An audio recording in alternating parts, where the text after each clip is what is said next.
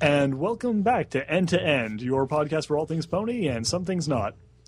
Joining me today, as always, are my co-hosts, the incredible Cabral, the invincible Lightingrabbit, hello, wow, manly, and the mighty Joel Lynx. And, of course, your, host, me, Captain Duhad. Captain Falcon. So, yeah. if any of you are familiar with comics, you might notice that we were doing a comic-themed intro there. I really wasn't, because I didn't know at all. I wonder why. Well, I'll give you a hint. It rhymes with we're talking about the MLP comics. Wait, we're talking about the MLP what rhymes with Romics? that? Exactly. I knew it! Aha! Now, of course, if you haven't actually read the first arc of the IDW MLP comics, you're probably going to get spoiled if you listen to this. So what you should do, spoiled. hit the pause button. Pause this video, go out to your local comic store, Or to the internet. purchase Comic it, retailer. and read it. Yes, the comics are... Then come back here and listen to us. Yeah, exactly. because- The comics are actually pretty cheap. Right now, I believe you can only get them for $2, but once again, this podcast is in the future from when we record it, so we won't know. Ooh, This is a future! So we're in the past. Yes. You're Anyway, so you're listening to March 9th. Tomorrow today. now, if I'm not mistaken, all of us here have read all 4 of the issues, the main first comic arc of the You're IDW incorrect. series, written by Katie Cooke and illustrated by Andy Price. Yeah. Yes. I noticed if you mix those lanes around, you can make Katie Price. Oh, Uh, I that's thought cool. it was Katie Cook, and what's the price? Andy Price. Andy Price. Andy Yes, Price. see, my name's Andy. Moving on. Anyway, moving on. These comics represent the first. They aren't the first MLP comics, but they represent the first attempt to really kind of create a consistent storyline and main canonical. Canonical. series. That's a great word. It is a pretty cool word. So, first of all, before we get into the nitty-gritty of the individual comics, what do people think about the series as a whole? Well, I guess I'll start because I'm too talkative for my own good. Personally, for me, the art style is amazing. I love the art style in these comic series. The story arc is actually a bit darker than the show itself, and you have changelings come back. What more could you want? Dark overstory, great art style, and changelings come back. That's all for all, and it has ponies in it too. The comedy is very well done also. I thoroughly enjoy this comic series and reading through it. Worth the money I spent on me and my and others, because I bought Lightning?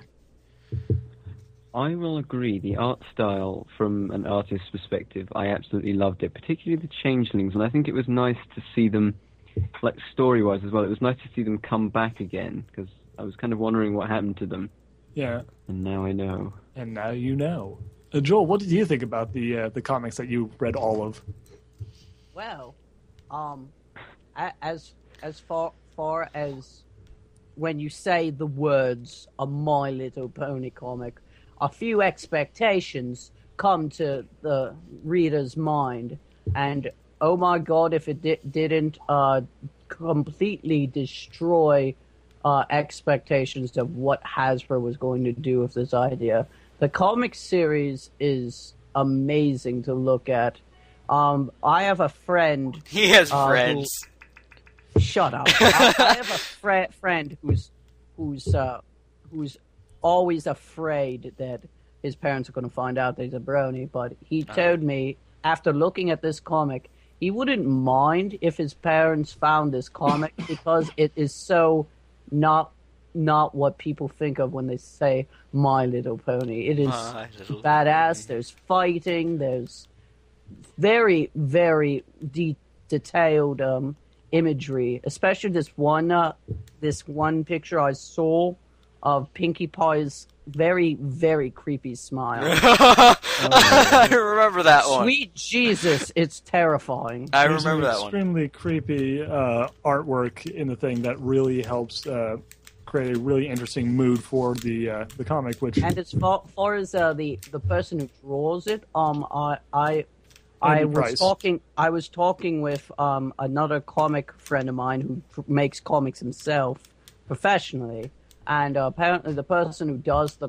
My Little Pony comic has a remarkable resume, working for Marvel and other big time comics. So they didn't get a cheap way out of this. They got some real shit going on here. Yeah, indeed, and they got a person from the greatest state in the nation to do the storyline. California, Katie Cooke of Maine. Oh. Yes, that's right. Cabral. Yeah. Maine created the writer of the comic series. I mean, I'll say she just pities you. She drew a picture of Butterfly on my comic for me. Lightning wishes to speak. King comes with My Little Pony. The Revenge. I'd like to quickly say though. No. It doesn't at the end of the day, is it really consequential which state is better? Because we all know that England is better as a whole than the whole of America. Well, yes, but we can still fight for second place. We can. Or third place. Yeah, I guess. New Zealand. I like New Zealand. I just want to say one thing. Chicago doesn't count. I think no. England needs to make their own My Little Pony series, because the only comic that's My Little Pony right now that came from London is the Generation 2. So we need an update. Well, they have My Delightful Equines. My Delightful Equines. Yes, that was the English series. My Little Equine. It was quite enjoyable. I mean, it was basically just a novella, but Okay. a bit highbrow, but it was enjoyable. Yeah. My name is John Cleese. How are you enjoying your comic right now? I'm not. Was it that it was too highbrow, or was it that just everyone else was too lowbrow? Both. Bit of column A, a bit of column B. Have some of column A, try all of column B. Heyo. God's sake. Anyway, so singing aloud. Anyways, on to the individual comics and the series as a whole. We start off with issue 1, and by the time this one was, there was a bit of build up for this when it came out, and when it came out, really impressive start to the series. We opened up with the story of the return of the changelings invading Ponyville as opposed to Canterlot. You were going to say Equestria. I was going to say. Yeah, I was. The story reintroduces Chrysalis in a really intimidating fashion. Had some fun... She's so cool. She was great looking in this comic series. Hey, well, yes. Didn't know you swung that way, Cabal. I do. She was great looking. That was kind of creepy. The way she was drawn. Anyways, moving on. I do. She's really good looking. Yeah, she's really good looking. They reintroduced Chrysalis and the Changeling extremely effectively. They really give a real air of creepiness, danger, and creepiness to them. Wow, it's very windy outside. And they actually do a really good job of introducing a lot of a theme for the story where it's still family friendly, but it's much darker, and they have a lot of little background images that are shout outs to the fandom and popular culture. Yeah, they have a great little bit with Derpy. They have references to things like the Blues Brothers and Anchorman to help. Little bones for the older comic enthusiasts. They were in there too. Really good way of introducing the whole thing with a relatively contained story that also sets up for the whole arc. Yeah, it's a pretty simple story overall. I mean, the CMC are kidnapped and taken as a trap, essentially, or bait, so that Twilight and her friends will go and get them back. It's a trap! It's a trap! Which Rainbow Dash said the entire length of the comic series. It's just constantly. But the CMC themselves in this were hilarious. They really kept to their personalities from the show, I think. Definitely. I actually see this a lot. A lot of people, if they're not writing the CMC, and I'm talking about fan works primarily, but a lot of fan works, if they aren't writing a story specifically for one of the CMC, then they tend to become rather interchangeable. Mm-hmm. It's very easy to just write them as sort of a collective. Yeah, because that's what they are. Yes, it is. But the thing is, it's easy to write lines that are only indistinguishable from each other. That are almost interchangeable. That the only real difference between a Sweetie Belle line and a Scootaloo line is the reference to having Rarity's a sister or something being lame. Like that's like the only way you could tell them apart. And this comic does a good job of giving each of them distinct personality. Plus, they made fun of Chrysalis a lot. That was hilarious. Yes, they help keep the hammy, creepy Chrysalis monologues. Oh yeah. But I will say, actually, Yeah. I did like, just quickly, I did say, I did like the way Christmas reacted to being annoyed by the CMC. I don't know why that particular dialogue between them was quite funny. No, it was cute. Yes. Yeah, I love Crystal's. She does the whole big villainous, grand speechifying, and then it's just constantly interrupted by essentially, Mystery Science Theater style riffing from the Crusaders. Yeah. Yeah. Really, really fun stuff there. Yeah. So Yeah, I do from love that. issue 1 into issue 2, and I gotta admit, going into issue 2, I was actually kind of concerned that they couldn't keep up what they managed to accomplish in the first issue. Yeah, it's always expected. It started so strong that there's a real, can they continue this? And of course they did.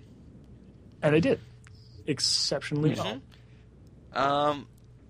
Let's see. I bought the second. The second issue was the first one I actually bought. That was the one where they went to the cave with the trolls. But the troll was kind of funny that he collected little ponies, right? Yes, that was. I think that was a bit of a witty pony. a nod to the bronies. That was actually, oddly enough, that was the first one I bought. I bought the second one first. I don't know why. Very silly of you. You mad? Yes, I am actually. You mad, sir? Oh god, he's a troll. You mad, sir? I get it. Anyway. Internet. Anyway, no, but the actually one thing I really liked about that was they actually, the whole mind thing, they didn't touch on it a lot, but they do, in a story that's almost entirely about the kind of giving more depth to the changelings, they actually give a bit more to the diamond dogs as well, because the whole mine that they're in is a diamond dog mine. So we get an idea, it's obviously full of jokes and little puns and stuff, but we kind of get an idea as to what the Diamond Dogs are all about. Yeah. Also, we confirm that the leader of the Diamond Dogs is Ziggy Stardust. That's beautiful. Yeah, that's rather interesting. And also, when they had the changelings come in and start switching out their who they were, it was very interesting how that worked out, where the changelings would trick them, like, oh, they're making fun of them this way or something like that, to make them all split up. The facial expressions, though, throughout when they're going through the caves like that, I love the facial expressions in this comic series. Brilliant facial expressions. Beautiful. Actually, now one thing I actually noticed as I was going through the final book, and I know I'm skipping ahead of time here, but one thing I noticed as I was kind of going through the final book was that there are a lot of times where you have expressions that involve mouth open and the tongue just sticking slightly out. Yeah, I saw that. Andy Price is very, very fond of that expression, and you know what? Actually, I don't mind, because that is a really funny. It was humorous. Look, this huge mouth, little tongue just barely sticking out, and giant bulging eyes. Yeah, it's funny. Yeah, it's a funny little expression. But yeah, no, the second issue actually plays on the whole, the characters being driven apart, the friendship being driven apart. And one thing I actually liked about this was that in some ways I almost like the way they drove the characters apart in this better than I did in Return of Harmony. Yeah. The Discord episode. Because it seems to be less them kind of playing on, in Return of Harmony it's mostly just sort of like, here is a fantastical, situation that would, push them to an extreme and therefore drive them apart. But this one is all about basically playing on insecurities. Yeah.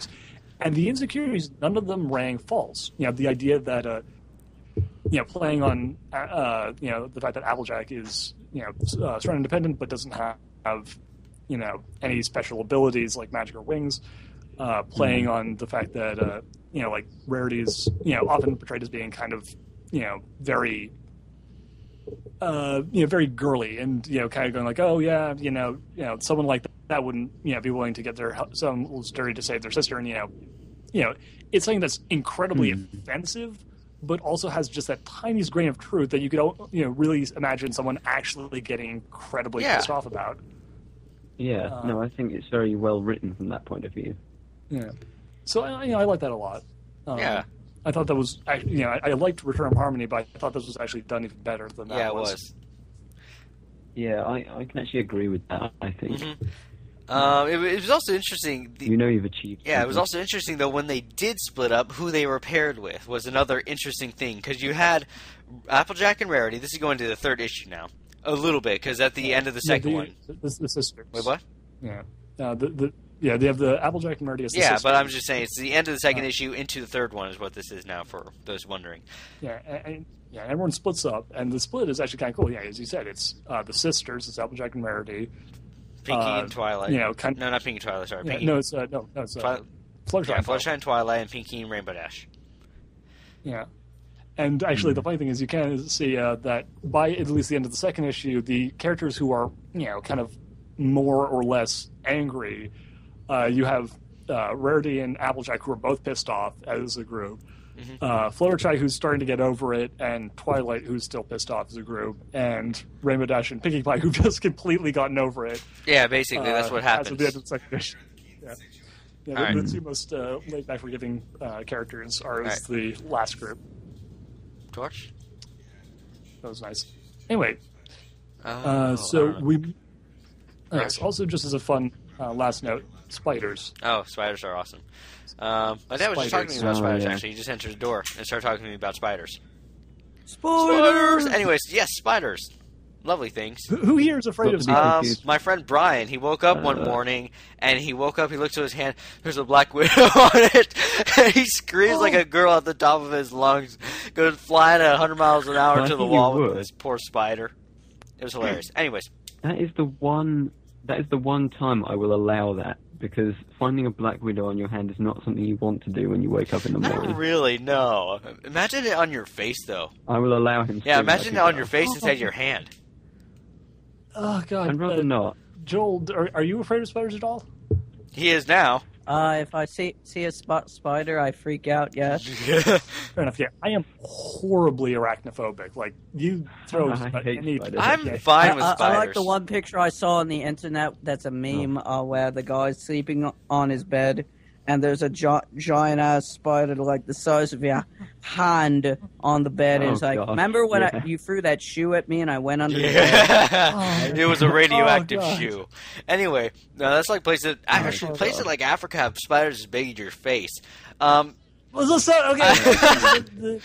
Despite being horribly arachnophobic, these spiders were not actually scary. They were very intimidating, but not scary, and I like that. Yeah, I'm actually pleased with that, because, I mean, I am not... See, I've got this weird particular thing. Like, for some reason, there's a very kind of thin amount of spiders which I can bear.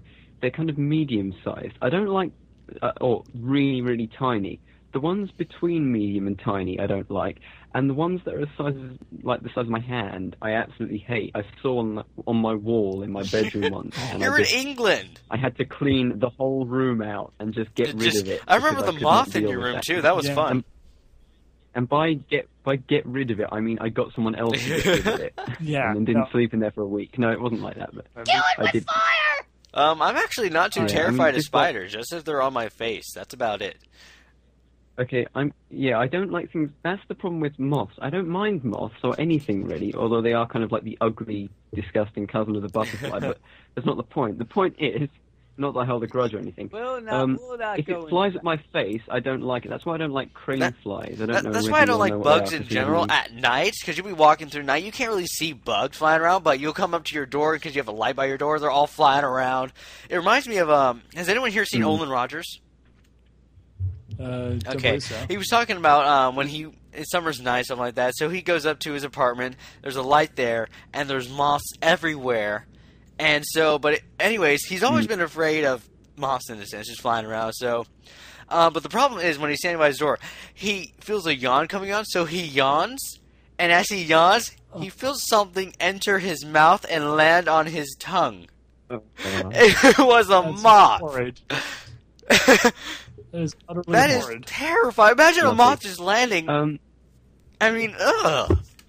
I'm not going to do that because I want to sleep tonight. Cabral, you said that you weren't afraid of spiders. Can I send you a picture? Possibly? Sure, go ahead. I'm actually having a problem myself looking at this picture because it makes me feel. Viewer discretion is advised for this picture, so we will put it up. If you don't want to see it, scroll down a lot. I'm like physically turning my head away. Right, nobody click on this picture apart from AR because it will destroy you. Oh, cool! We're not putting this in the. We're not putting this one in the.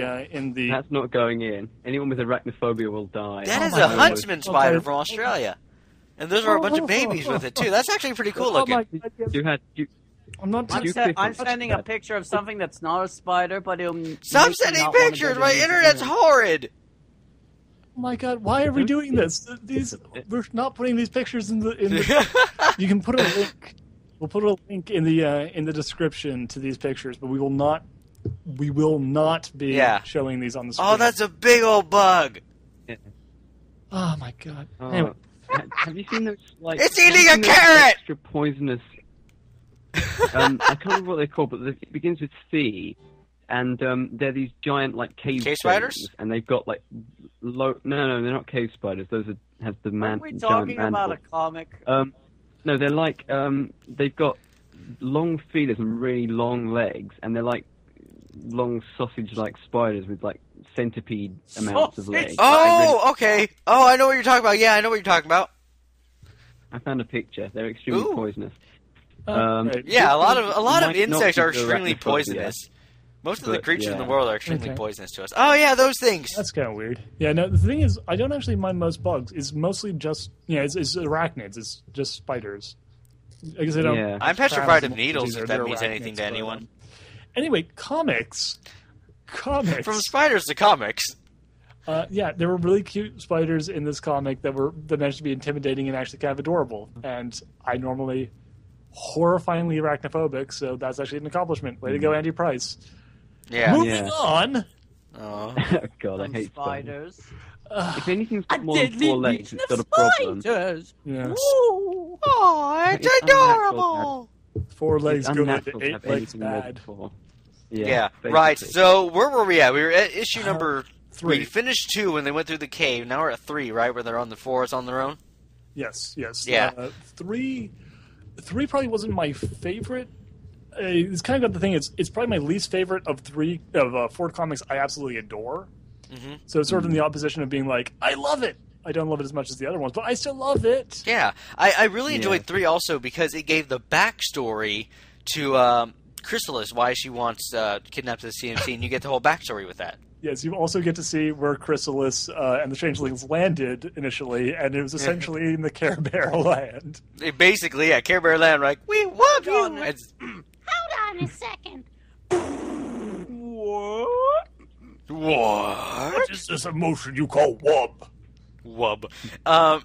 Yeah, essentially, so she did land in the Care Bear land, and since they feed off of love, they could survive off those things for weeks.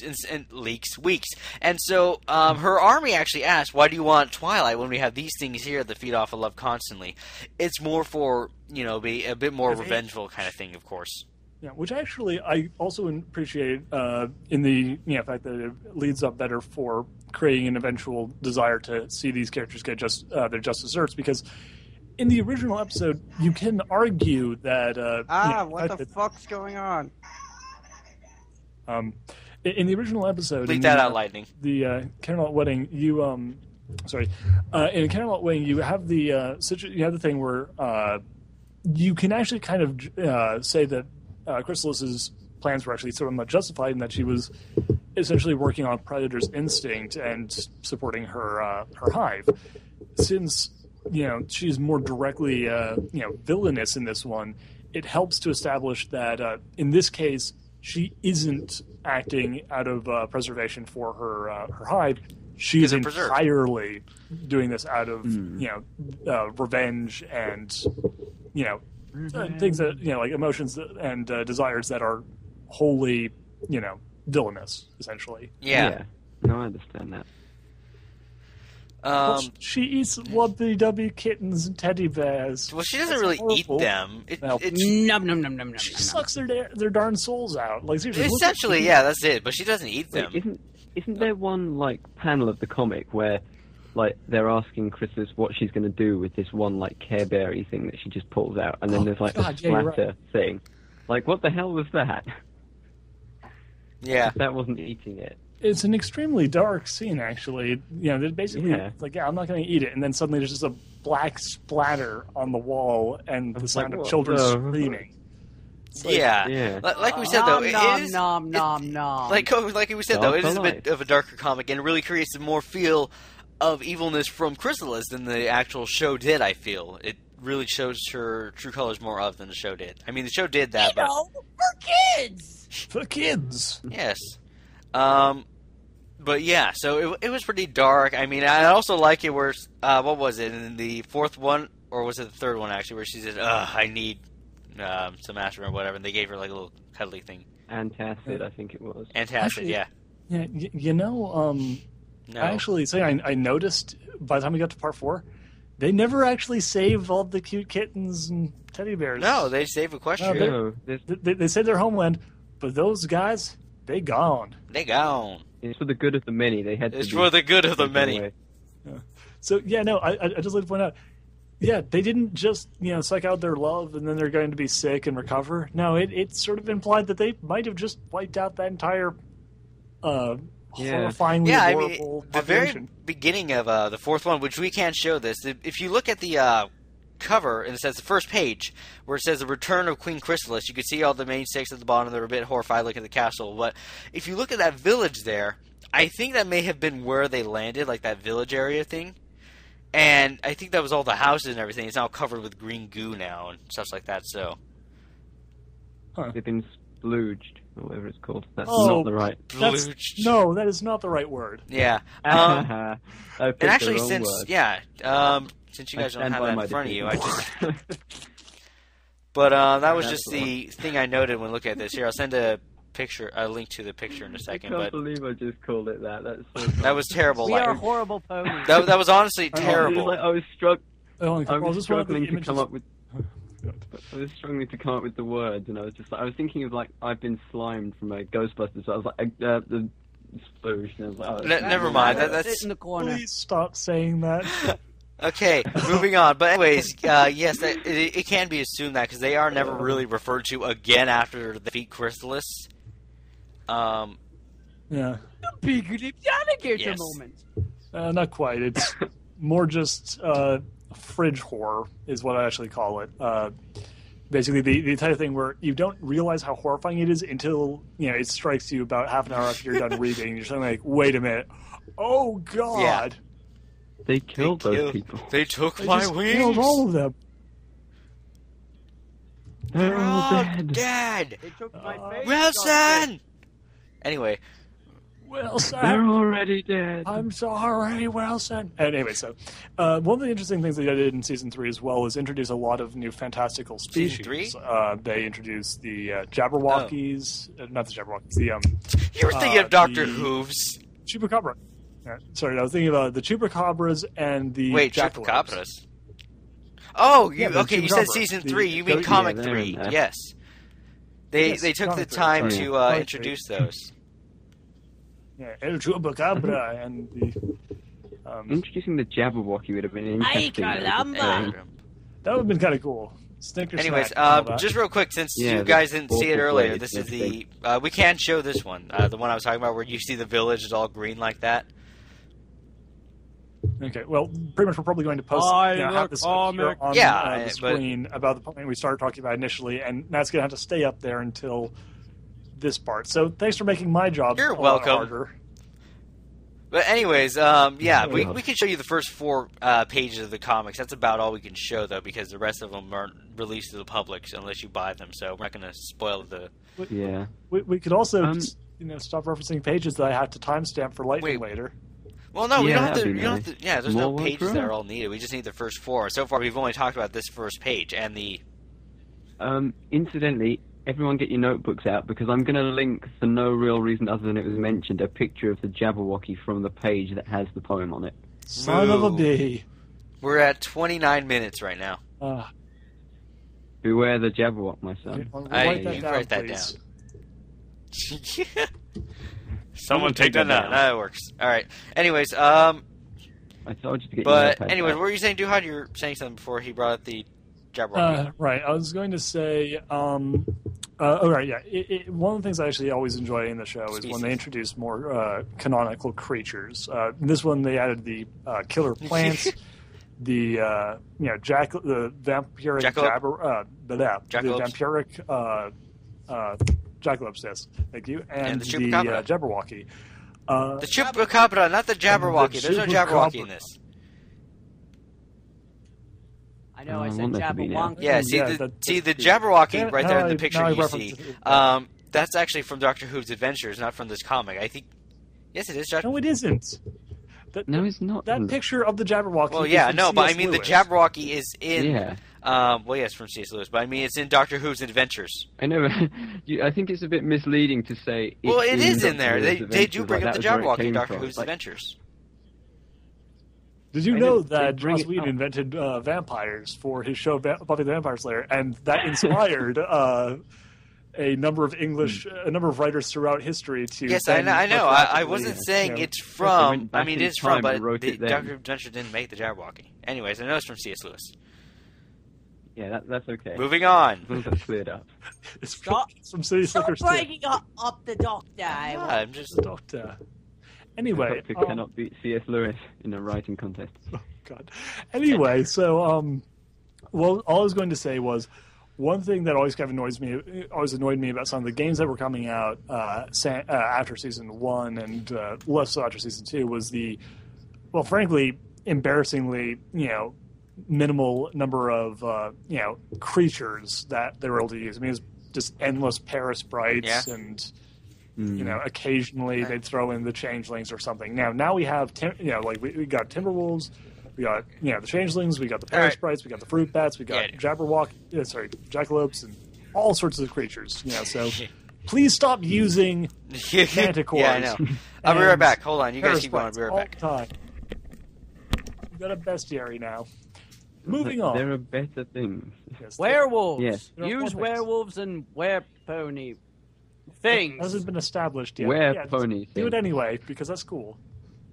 Anyway, A wereman. Now that'd be I've interesting. already seen pony pictures oh no, of Twilight where Sparkle. where already means man, so a wereman would be a man. Manly men. It's a Yeah, man. I know man. that probably by wouldn't radioactive work actually. We're men So- in tights. Oh, God, now I'm just imagining like a guy going like I was bitten by a radioactive man, which increased my manliness, so I'm now double man. I'm all man. Does that mean when the full moon strikes, he goes to the gym to work out? The full moon strikes and grows this massive mustache and puts on a top hat and just starts wandering around punching people. So he just got, turns like, into like an 18th century sketch. Exactly. Yes. Yeah. It's like. I say, bully! Bully! Punch you in the face, rat!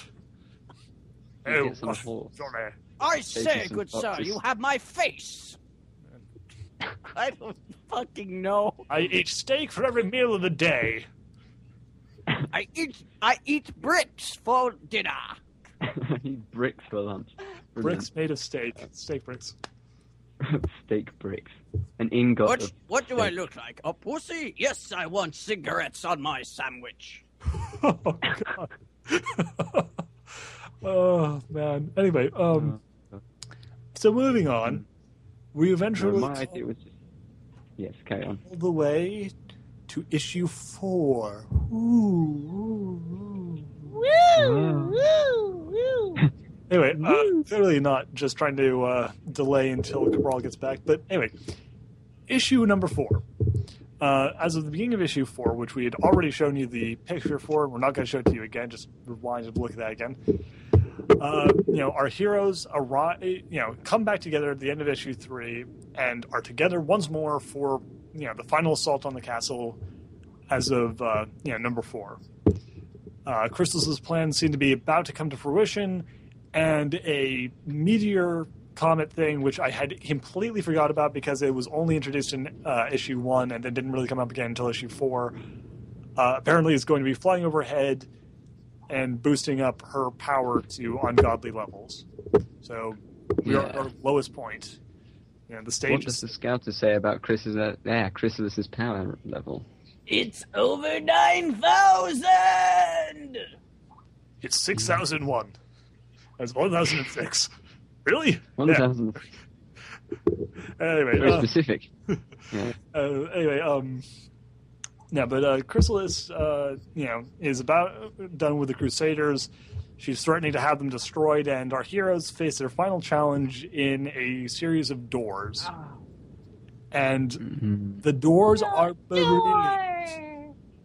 because the doors, each one of them, if you're a fan of horror films, every one of them has behind it some sort of horror film reference. Just off the top of my head, they open doors which lead to The Shining, the twins from The Shining, a giant dragon eye, Ponified Pennywise the Clown from It. Oh my god! Would you like a balloon? I stole that. I was like, what Georgie, the hell?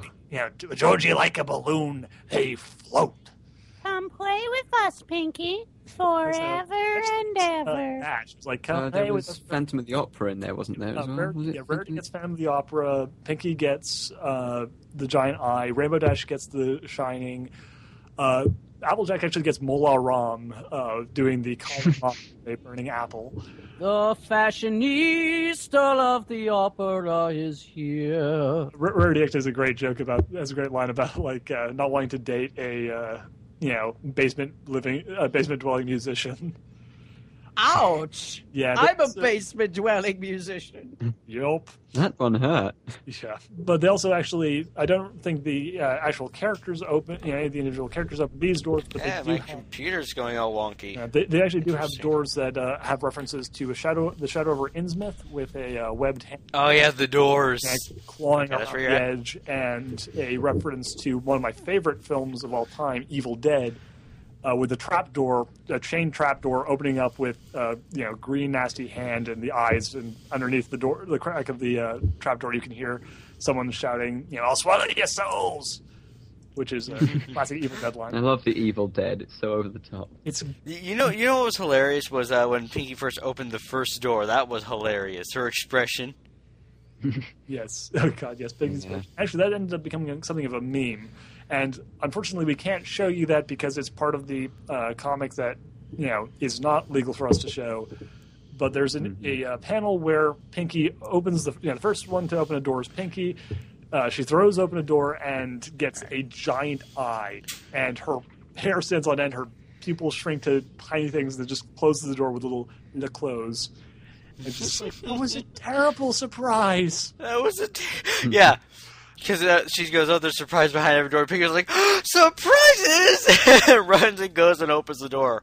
But if you're listening to this, more than likely you have read this comic, so you know what we're talking about. But if you listened to us at the beginning, you would have stopped this and went and bought them if you hadn't already. You would have stopped this and got a life. I mean, wait, we what? did tell you. Stop encouraging them to stop listening to us, Cabral. I can encourage them all I want. Anyway, I need Kill your family. Kill so your then family. so then after all the doors, which are all pretty cool, I love the transitions they have between all of the doors in the comic. Rainbow Dash, there's two creepy little ponies there. Boring. Yes, Anyway. that's the Shining. Boring. One Right. of the most classic But horror films if of all time. Also based on the Maynard's work. We actually had two Stephen King references there. We had The Shining and It. I don't know. Maybe Katie Cooke appreciates Maine writers. Maybe one. He's so stuck over people liking Maine. He's cute. Anyways, until actually, then we have Twilight. She opens the right door and everyone knows this. And then I like the part of the guessing because I actually started thinking about this, like legitimately when they said it. How is a Pegasus like a writing desk? Can you answer this riddle? And so everyone's all guessing and stuff like that. They're both awesome. They're both awesome. Both have 4 legs, which was pretty neat. I'm like, that might have worked. And they both can be helpful, maybe, was Fluttershy. Yeah. No, that was rare. Take you to faraway places. Twilight, I like that one. Yeah, all very character specific. All work really well with.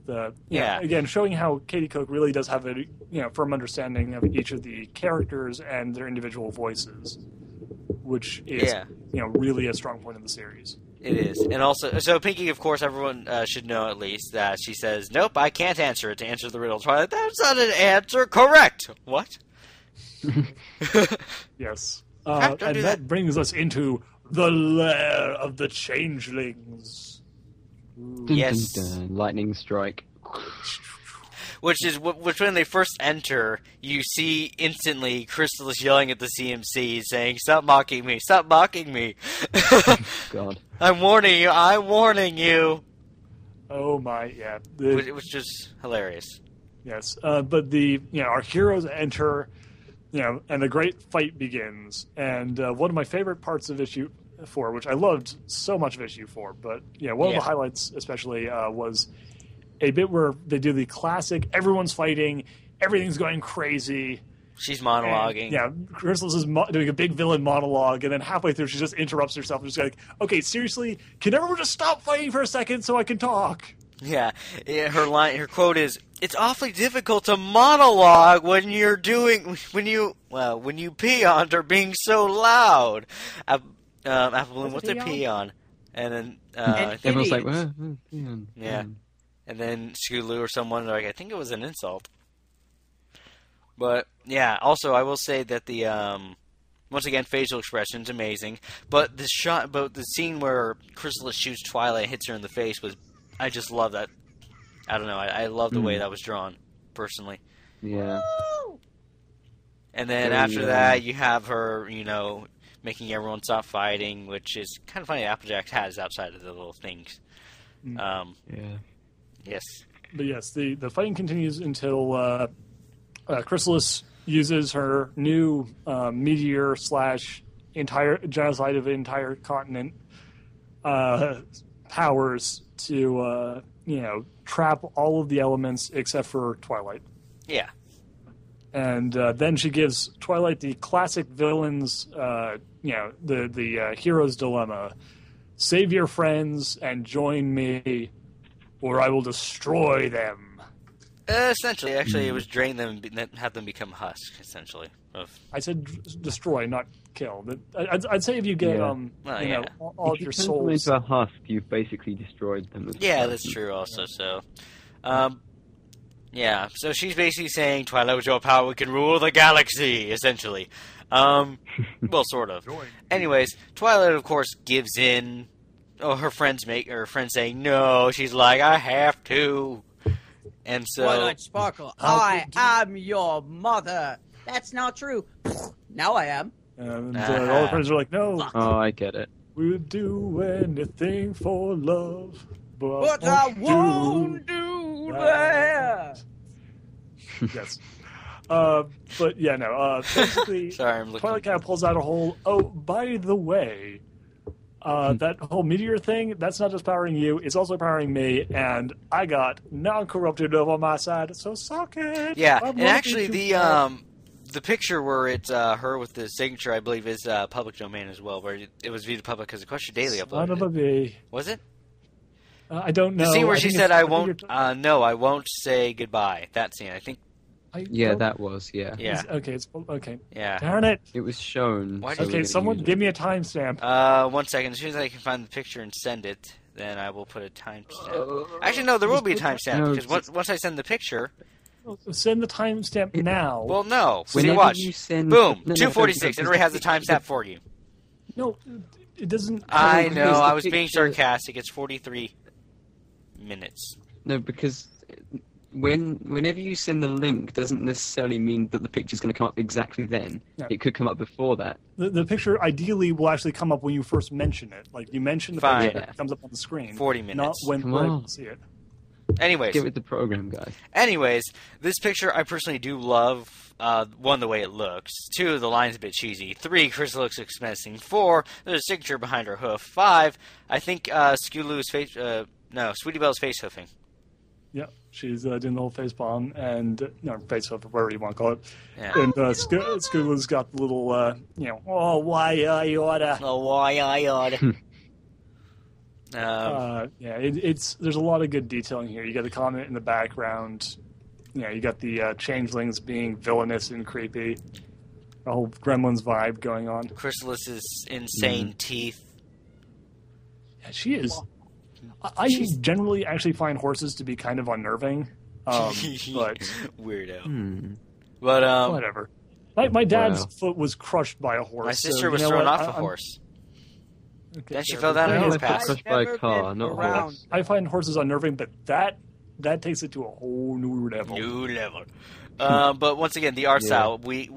I have been face to face with a giant crowd there, which was incredibly huge. Lovely. They're very tall. Yeah, they are.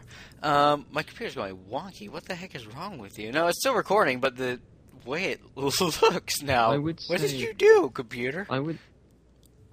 I would say I haven't had my foot crushed by a horse. I have had it crushed by a car, where the person got out of the car, like parked it, and then got out without realizing they parked it on my foot, and I had to politely remind them to get it off their foot. Wait, I can imagine that. Hold on, no. My question is, why didn't you move your foot when you saw the car coming? I didn't see the car. It How was did you like not see pulling a up in front car? of me. I didn't. It's No, actually possible. I saw the car, but I didn't realize that the car was going to run over my foot. I mean, it wasn't like, sometimes your spatial awareness isn't great, because I was like getting things, I was like picking stuff up that was next to the car, and I didn't realize that he was moving it again, so he moved it and it was on my foot next time I looked. So you politely asked, can you move Yeah, I just imagine Yeah. Lightning just going like, excuse me, don't want to be a bother. I don't want to be a bother, but your car is on my foot. He turned the My engine off, foot got is out of the turning car, black. shut the door, and locked it. So And this whole time you're just sitting there like, I don't want to interrupt you. You seem busy locking the car that you drove over my foot, but Yeah. My foot is black and losing the feeling in it. Can you please get it off? and he just turns to you and just like, you're pathetic. You're Keep a pathetic. stiff upper lip, man. grow some sorry, I just backbone. stand there for like 20 minutes while he goes shopping. And he just comes back like, after 20 minutes. That's better. In Britain, we do not care if our feet feel black and blue. Anyway, back to the comic. That is... Anyway, Yeah, so that's one of my favorite shots, the way it looks. She has a nice little comedy background. Anyways, Great composition, yeah.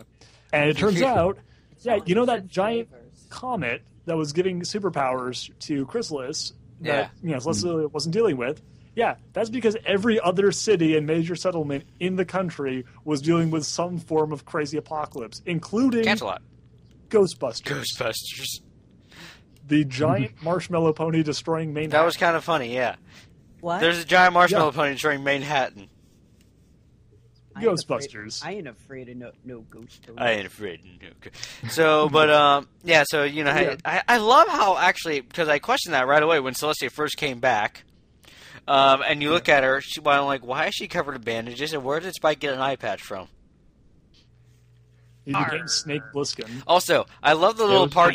I love the little part just before Twilight, before Celestia came. I love the part where, they're all asking, Twilight, are you okay? Twilight, wake up! And then there's a, Rainbow, you didn't have to hit me! Ow! And she's okay. Yes. But, they actually established the fact that the reason that, Celestia and Luna didn't get involved in this time is because there was actually other things going on.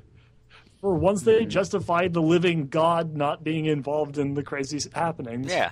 I just love trolling her, that's all. Yeah. No, but actually, they gave her a legitimate reason. I actually sorry, go ahead. All I was saying is that, that's one of the reasons I think I actually like this comic better than some of the episodes and the way they're handled. Is that weird of me? No, it's not, because like I was starting to say as I interrupted you, was they gave Celestia a legitimate reason more of for not being there, and she was fighting off giant cockatrices. And to be fair, it's a difference in the mediums. Because comics, even if it's a smaller space, you can fit more words in. I think the average number of words in a comic will be higher than the average number of words in a 20-minute episode of a television show, just because they need to convey more, and they have a easier way of doing that. You can't convey as much through body language. So they convey a lot in body language in this comic. So they you have more time to use words, and so you have more time to fill in minor plot holes like that. Yeah. And so Spike and the other thing was they also established what Spike was doing, which is actually a pet peeve of mine. Where I mentioned this when we talked about Spike at Your Service, not Spike at Your Service, at Just for Sidekicks, which is that Spike almost never seems to be involved when the big adventures are going down. And I love the idea of Spike actually being involved in his own super adventure against cockatrice. Yes, again, it goes back to the Zeppo, which I mentioned before. It's great. I love that. I love when the minor characters actually have explanations that they are doing things outside of the focus of the main story, but that doesn't mean they're just not doing anything important. I now actually want to see a side comic, like a whole other series, or not a whole of the series, but at least one like full-length comic dealing with what happened there now.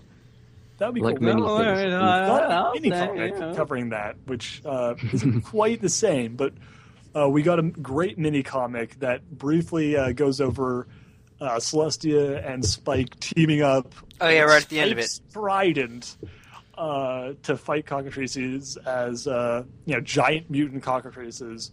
As why have I not seen this? Yeah, Spike explains. It's at the end of the whole issue, Lightning. If you go past the last page.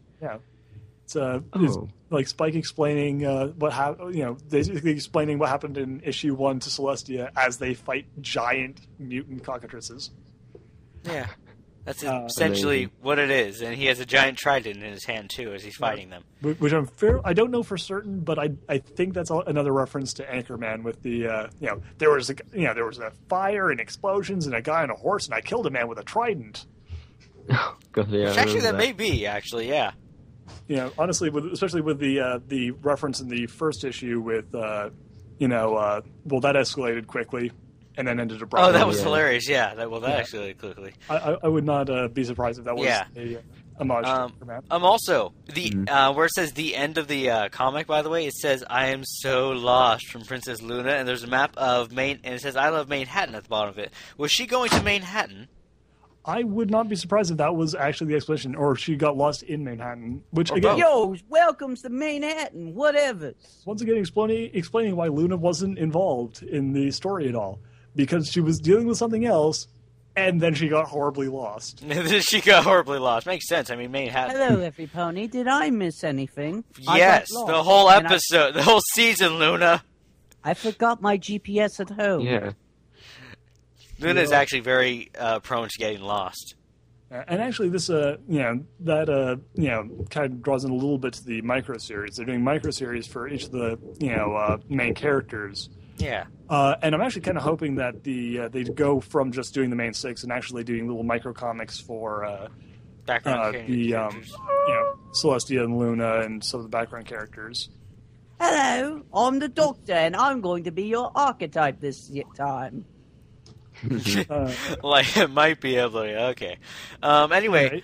Right. Essentially, though, that is the end of the MLP comic series. We did a terrible job explaining it. It's a good thing you read it. If you haven't, you're insane. We told you multiple times. We told you. What do you want? It's violent, it's scary to look at, and it's ponies. Go get it already. Yes. Joel, go get it. Goes up, it will be a couple of weeks since we recorded this, but it won't be enough time for the next arc to have finished. So when the next arc finishes, we will do a review of that. And once the first set of 6 microcomics that cover each of the main characters finishes, we'll probably do a retrospective on those as well. What? All right, that's fine. But for a while. Yeah. So since you did the least amount of reading on the comics, what did you think from what you read of them and what you've heard? Well, I think that from a standpoint of someone who looks for a good story and it being executed brilliantly and not being copped out and having no continuity whatsoever, I think it sounds amazing because it sounds like they took the show and revamped it in a good way. Mm-hmm. And as soon as I have money, I cannot wait to see all these amazing things that they've done. Because I never was in the comics, but from what I saw in the first one, it's very good. It is very well done. Duhad, Captain Duhad, your turn. Well, I've read each of the comics, and I think I'm the only one here who actually bought the physical versions. I believe you are. I didn't go to my comic book store. You can't buy them in England. Yeah, you can unfortunately buy them in a lot of the places, places where Joel and Lightning are. Well, no, Joel's in Chicago. They don't sell them here. You still can't get them in Chicago. All right, then. No, I can't. That's why we were having some troubles at the very beginning. But no, as someone who has purchased all the physical editions, I can say that I love this comic. I paid more than you guys did because the digital copies are cheaper than the physical ones. Don't care. Still utterly worth it. Oh, I bet. I love the physical copies, but I spent all my money. Yeah, they did a lot of different variants of covers. The covers are all beautiful. Mm-hmm. Some of them are a little bit lame, but most of them are. I love really the cool. Doctor Who's one. There's a really cool Doctor Who's one. That's the one I wanted. They had brilliant, shout outs to some classic films and series that I love. They, had an excellent, they're excellently written, really got the character dialogue down for each of the characters. They, hit it out of the park with the art. They hit it out of the park with the story. They, did more with the Changelings, which are a race I've always wanted to see more done with. Overall, it was an absolutely fantastic thing. And after having briefly met the, comics writer, Katie Cooke, which I mentioned, I got a signed copy of the first issue. The creative staff behind the book are the nicest, coolest people, and I absolutely cannot wait to see them come back for the next arc, which will be the third arc of the comic. And I'm very much looking forward to the second arc. Yeah, same here. Raiders of the Story arc. Yes. Lightning. Yeah. What did you think? What did you think, Lightning? I thought, well, artistically, I thought it was amazing. Storyline-wise, I really want to see the rest of the story arcs. I want to see all the other comics, and you will have to buy them for me. No, I will see if I That's can. all right. That's all right. And not That's all right. depend on everyone else. It makes us feel better about ourselves buying comics for you. Feel good. generous. Oh, good. But go on. Well, in that case, marvelous. then, Marvelous. Right. yes, that's basically all I've learned. I think that also Chrysalis has developed as a character for me, and that's good. She's evil. That's made me happy. Evil. Yeah, she is actually evil, not just acting on instinct. So it's all good. Alrighty. Evil woman. Yeah. Well, Good song. then I'd say that overall, all of us give a big stamp of approval to IDW's Four first hoofs up. first 4 issues 4 hoofs of up. the I get it. main series of the MLP comics. Yes, I didn't give my thoughts, but I kind of gave him. Oh, sorry, no, go I didn't ahead. give him at the. I did technically. Yeah, you did. You were the first. Well, one yeah, to, technically at the beginning, but that was like some before thoughts. But just recapping, because you guys probably forgot by now. Go ahead. We're like an hour in. You probably forgot my beautiful thoughts. But essentially, I love the art, as everyone else did. I love the story arc. Comedy was great. I love the humor. I'm a humorous kind of guy, so I like comedy and stories. And once again, it wasn't... It had to feel My Little Pony, but story-wise, it wasn't as cheesy as some of them with their, because, I mean, obviously they're going to have cheesy endings, most of the episodes in My Little Pony, but this one, I don't know, it felt cheesy, but not in a, I don't know, pony way, I guess, a show way for how MLP does it to me.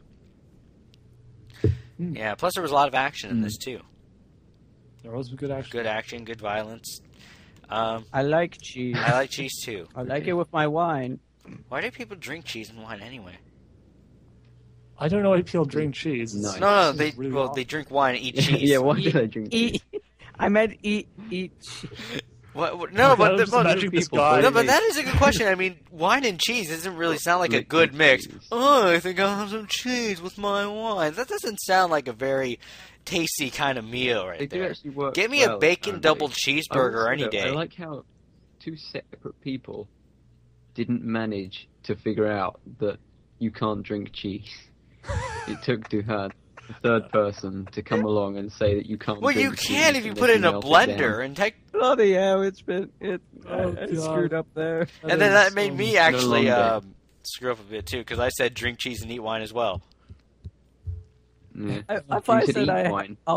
I like having cheese with my wine. I don't know. Either way, shut we're all the fuck up. stupid. That's the whole point of this. But I'm still. We are all Yes. terrible. Someone stupid comment people. below why people eat cheese and drink wine. I'm Though. intelligent. Well then, Just not when it comes to cheese and wine. Yeah. No, okay. We all Shut enjoy up. the comics, so I want to know, after reading these comics, or in the case of Joel, reading the first issue, and then sitting down and having a nice big conversation about these And cheese comics, and wine. what did we learn? Well, Cabral. Dear Princess Celestia. I thought it was Princess Joel. Duhad. Dear Princess Swag. Yeah, Swag Lestia. Today I learned. Today I learned with the help of comics the show that I really like can be ultra super violent. And as we all know, violence is the only way to solve our answers. America. Our problems. America. Cabral, what did you learn? Your faithful Disturbed student. Twilight Spickle. Let's see. Yeah, what did you learn, Cabral? Today I learned that I need to cut my toenails. But another thing I learned also... well, no, I need to cut my toenails. I'm being honest, actually. I need to cut them. No. What? Okay. No, would you say what to? I was getting to that, but the lightning said what, so I had to explain why I had to cut my toenails. And then... No, I understand. What don't you understand? Oh, for God's sake. You're so why you random, man. Anyway, moving on. Yeah. Today I learned... yes. In a podcast conversation. Because I need to cut them. Anyway, so today I learned that I need to... no, not that.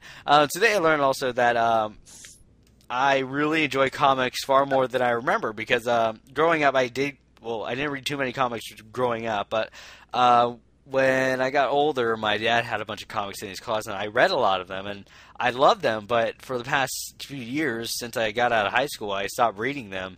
Then I started reading these again. I forgot how much I enjoyed the feel of reading a comic. It's so much different than a novel or a book, which I do love reading, but comics, I grew out of them now, and reading these again, I forgot how much I love reading them. It has an entirely different feel than any other kind of story. Comics are just different entirely, and I love them again. So, again, I love them, and I need to cut my toes. Oh, my God. You have to cut your toes. Oh, dear Lord. What did you learn today? I learned that AR can pick the worst possible time to talk about his personal hygiene. My hygiene's very good. I have very good hygiene. That's why I said I need to cut them. From that, I know, but why aren't they cut already? Because they just found the nail clippers. I learned that AR learns very strange things from a podcast that mentioned nothing about his toenails. I also learned that a comic series can actually enhance the show and sometimes be better than the show in some aspects, which is quite interesting. I haven't read comics in a while. That's too fair. busy. Yeah, but that's fair enough. I personally learned that both that comics, which I'd never really gotten into in a big way, can be really, really fun and an excellent way of enjoying a medium, show from a different medium.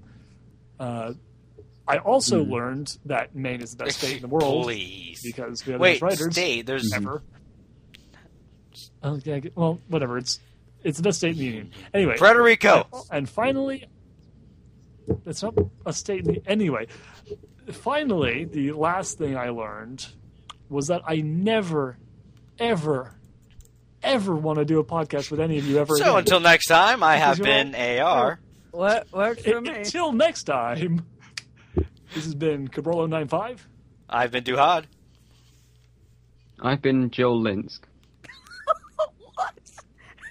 And I've been Lightingrabbit. I thought you were Delta. See you all in the next review. We feel sorry for each and every one of you. Bye-bye. Oh, my God.